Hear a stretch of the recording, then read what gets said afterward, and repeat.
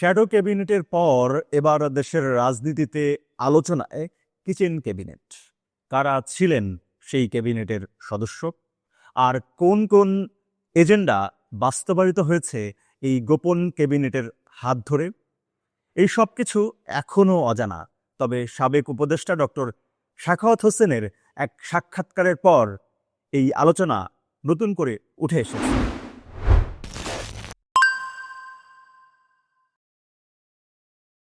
Kitchen cabinet বলতে সাধারণত এমন একটি গ্রুপকে বোঝায় যারা কোনো দেশের রাষ্ট্রপ্রধান বা সরকার প্রধানের অত্যন্ত ঘনিষ্ঠ বন্ধু বা পারিবারিক সদস্য। তারা গোপনে এবং অনানুষ্ঠানিকভাবে বৈঠক করে এবং রাষ্ট্রপ্রধানকে কোনো সিদ্ধান্ত নেয়ার আগে মতামত দেয়। সরকার প্রধান যেহেতু তাদের উপর আস্থা রাখেন ব্যক্তিগতভাবে, তাই তাদের পরামর্শ অনুযায়ী তিনি সিদ্ধান্ত গ্রহণ করেন। অর্থাৎ আনুষ্ঠানিক মন্ত্রিসভার সদস্য না হয়েও এই কিচেন ক্যাবিনেটের সদস্যরা দেশের গুরুত্বপূর্ণ সিদ্ধান্তে প্রভাব রাখেন, যার ফলে সাধারণ মন্ত্রিসভার সদস্যরা হয়ে পড়ে কম গুরুত্বপূর্ণ। 1975 সালে ভারতের প্রধানমন্ত্রী ইন্দিরা গান্ধী বিরোধী দলের আন্দোলন দমাতে গিয়ে দেশে জরুরি অবস্থা জারি করেছিল। এই একটি সিদ্ধান্ত তার রাজনৈতিক ক্যারিয়ারে কালো দাগ হয়ে আছে।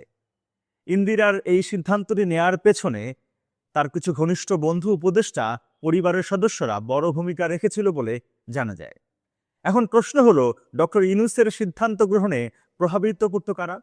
ডক্টর সাখাওয়াত হোসেন তার সেই সাক্ষাৎকারে বলেছেন, অন্তর্বর্তী সরকারের ভিতরে আরেক সরকার ছিল এবং উপদেষ্টা পরিষদের সাধারণ মেম্বারদের অনেককেই অনেক কিছু জানানো হতো না। অর্থাৎ সরকারের ভিতরে কিছু মানুষ ছিলেন যারা কিচেন ক্যাবিনেটে বসে সিদ্ধান্ত নিতেন, আর সেগুলো পরে জনসম্মুখে আসতো।